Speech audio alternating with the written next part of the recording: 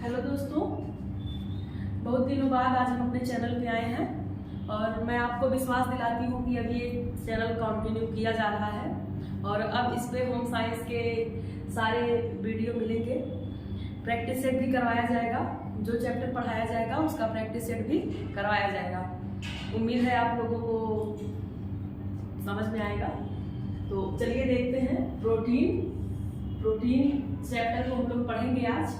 हमने अपने वीडियो में वसा और कार्बोहाइड्रेट अपलोड किया था, हालांकि फिर से हम लोग अपलोड करेंगे, लेकिन शुरुआत हम यहीं से करते हैं। तो प्रोटीन आपको पता है कि ये बिल्डिंग ब्लॉक्स ऑफ बॉडी, यानी ये शरीर की आधारभूत इकाई है। कैसी इकाई है? शरीर की आधारभूत इकाई है। खोज किसने की थी प्रोटीन की? तो 1838 में इसकी खोज मुंडलर ने की थी और नाम किसने दिया था? तो वर्जीलियस ने दी थी। खोज मुंडलर ने और नाम वर्जीलियस ने दिया था। प्रोटीन ग्रीक भाषा का शब्द है। प्रोटीन ग्रीक भाषा के प्रोटियाज शब्द से निकला है, जिसका अर्थ होता है प्रथम स्थान ग्रहण करने वाला। क्या अर्थ होता है? प्रथम स्थान ग्रहण करने वाला। प्रथम स्थान ग्रहण करने वाला, ये इसका अर्थ होता है। और प्रोटीन कार्बनिक यौगिक है। प्रोटीन कैसा यौगिक है? तो कार्बनिक यौगिक है। सूक्ष्म इकाई इसका अमीनो अम्ल होता है। जब हम कुछ भी खाते हैं, चाहे कार्बोहाइड्रेट, चाहे फैट या फिर प्रोटीन, तो वो अपने सबसे सूक्ष्मतम इकाई में टूटते हैं। अगर हम कार्बोहाइड्रेट या फैट की बात करें तो वो भी टूटते हैं अपने सूक्ष्मतम इकाई में, ग्लूकोज में। इसी तरह अगर हम प्रोटीन की बात करें तो प्रोटीन किस में टूटेगा? अमीनो अम्ल में टूटेगा। और इसके रासायनिक संगठन की अगर बात करें तो अगर आपने कार्बोहाइड्रेट पढ़ा होगा तो सब में ही कार्बन और हाइड्रोजन पाया जाता है। सब में ही क्या पाया जाता है? कार्बन, हाइड्रोजन और ऑक्सीजन। साथ में प्रोटीन में कार्बनिक यौगिक तो होता ही है, इसमें पाया जाता है कार्बन, हाइड्रोजन, ऑक्सीजन और नाइट्रोजन। नाइट्रोजन ही प्रोटीन को विशेष बनाता है। विशेष इसलिए बनाता है क्योंकि निर्माण कार्य प्रोटीन करता है और ये नाइट्रोजन ही प्रोटीन को विशेष बनाता है। इसमें नाइट्रोजन की मात्रा 16% होती है, 16%। और अगर ऑप्शन में आपको 16% ना मिले तो आप कह सकते हैं 13 से जो 23 तक मात्रा दिया है या 20 तक, तो आप कह सकते हैं कि 13 से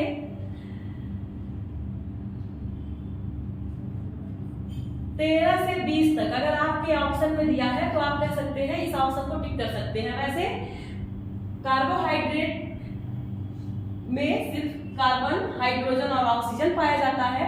इसी तरह एक नाइट्रोजन अगर ऐड हो गया तो प्रोटीन बन गया है स्पेशल। और प्रोटीन में नाइट्रोजन कितना पाया जाता है? तो 16%। 2021 टीजीटी में पूछा हुआ गया था। अगर मैं अपना परिचय दूं तो मैं भी सिलेक्टेड हूं टीजीटी 2021 में और मैं काफी दिन से टीचिंग कर रही थी। स्वास्थ्य कारणों से मैंने बहुत दिन से इस पे काम नहीं किया था, लेकिन अब मेरी इच्छा है कि अपने चैनल पे मैं होम साइंस का सारा कंटेंट प्रोवाइड कराऊं, जिससे हमारी और भी बहनों को, भाइयों को होम साइंस का मटेरियल मिल सके और वो अपने आगामी एग्जाम में सफल हो सके। तो चलिए दोस्तों, हम आगे देखते हैं। ब्लड में अमीनो अम्ल की मात्रा की अगर बात करें तो जो हमारा ब्लड होता है इसमें अमीनो अम्ल होता ही है, क्योंकि प्रोटीन की सबसे सूक्ष्मतम इकाई अमीनो अम्ल है और जो ये अमीनो अम्ल है ये हमारे ब्लड में होता है।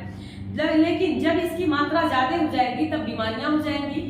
और ये होना कितना चाहिए? तो अगर इसकी हम बात करें तो ये हमारे ब्लड में 35 से 65 ml प्रति 100 तक ये होता है। और अगर हम प्रोटीन के संगठन की बात करें तो प्रोटीन का संगठन एक अमीनो समूह होता है, दूसरा कार्बोक्सिल समूह होता है।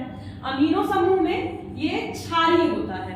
क्षारीय से मतलब है ये जल्दी डाइजेस्ट होगा, ये क्षारीय होता है। और अगर कार्बोक्सिल समूह की बात करें तो ये अम्लीय होता है, ये जल्दी डाइजेस्ट नहीं होता है।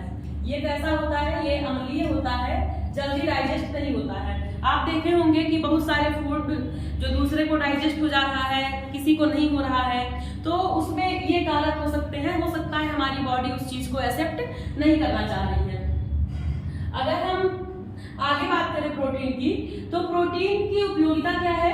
प्रोटीन, कार्बोहाइड्रेट, फैट, ये हम जो लेते हैं ये मतलब मुख्य पोषक तत्व में आ जाता है। एक होता है मुख्य और एक होता है गौण, माइक्रो और मैक्रो।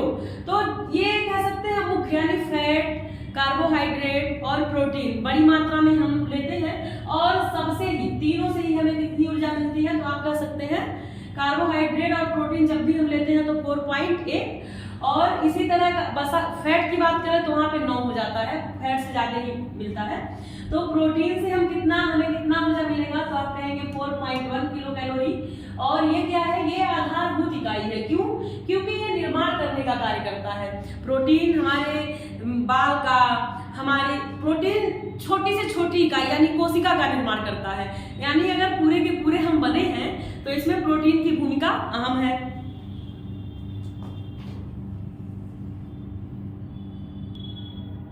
अगर हम प्रोटीन के वर्गीकरण की बात करें, हम पूरा ही प्रोटीन पढ़ेंगे, लेकिन एक भी कुछ छोड़ना नहीं है, पूरा ही पढ़ते जाना है। तो सबसे पहले अगर हम बात करें प्रोटीन के वर्गीकरण की, प्रोटीन के अगर हम वर्गीकरण की बात करें,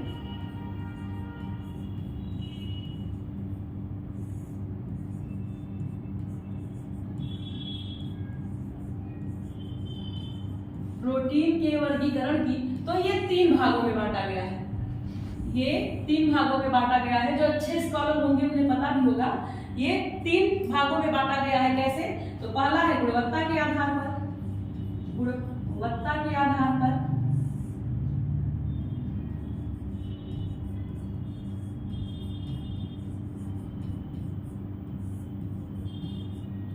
दूसरा है प्राप्ति के स्रोत के आधार पर। हम जानते हैं कि जो भी हम फूड लेते हैं 2 टाइप से लेते हैं, एक जो हमें वनस्पति से मिलता है, दूसरा जो हमें प्रकृति से मिलता है। तो प्रोटीन की अगर गुणवत्ता के आधार पर बात करें तो एक वनस्पति, दूसरा प्राणिज।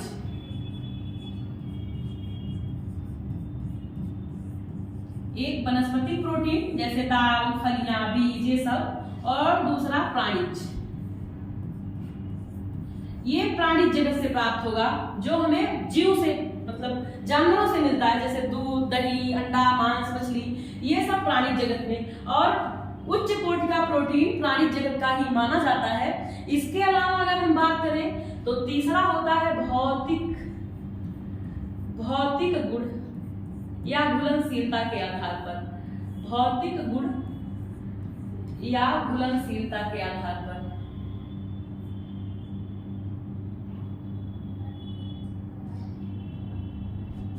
घुलनशीलता,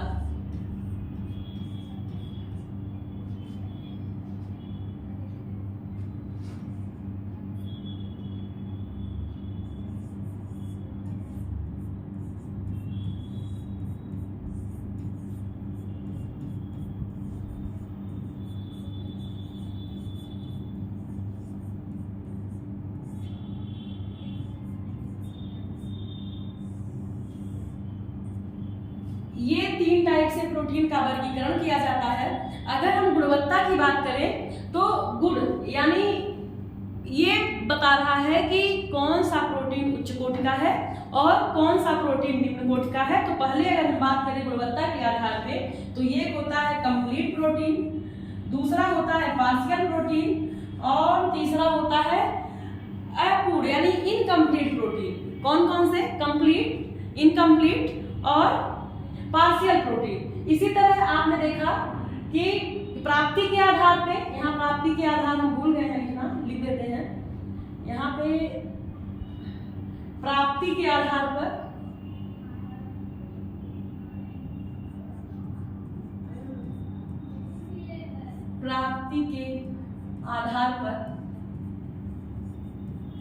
तो प्राप्त हमें कहां से होता है? प्रोटीन। उसके आधार पे प्रोटीन 2 प्रकार का, गुणवत्ता के आधार पे 3 प्रकार का, भौतिक गुण एवं घुलनशीलता के आधार पे भी ये 3 प्रकार का होता है। पेप्टोज, पेप्टाइड यानी पेप्टाइड बॉन्ड से ही प्रोटीन बना होता है, और ये पेप्टाइड बॉन्ड से ही बना होता है, लेकिन अगर भौतिक गुण और घुलनशीलता की बात करें तो ये होता है साधारण प्रोटीन, कंजुगेटेड यानी संयुग्मी प्रोटीन और व्युत्पन्न प्रोटीन। साधारण प्रोटीन, संयुग्मी प्रोटीन और व्युत्पन्न प्रोटीन। अब अगर हम बात करें प्रोटीन के बॉन्ड की, इसको हम फिर समझेंगे नेक्स्ट वीडियो में, वीडियो काफी बड़ा हो जाएगा। तो प्रोटीन बंधे किससे होते हैं, तो प्रोटीन का जो बॉन्ड होता है ये होता है पेप्टाइड बॉन्ड। प्रोटीन किससे बंधे होते हैं, तो आप कह सकते हैं प्रोटीन पेप्टाइड बॉन्ड से बंधे होते हैं। इसके लिए कौन जिम्मेदार होता है, तो प्रोटाइड बॉन्ड, इसी के बंध से प्रोटीन बंधे होते हैं। आज के लिए ही दोस्तों इतना ही। अगले वीडियो में प्रोटीन कंप्लीट कराया जाएगा, साथ में हम प्रैक्टिस सेट भी लेके आएंगे आपके लिए, जिसमें बहुत सारे क्वेश्चन का कलेक्शन होगा, जिसको सॉल्व करके आपको निश्चित ही सफलता मिलेगी। Thank you for watching. और बहुत दिनों बाद वीडियो हमारा पड़ा है, तो आप लोग उम्मीद है कि शेयर सब्सक्राइब भी करेंगे और आपको समझ में भी आएगा। बहुत इजी ढंग से हमने समझाया भी है। Thank you.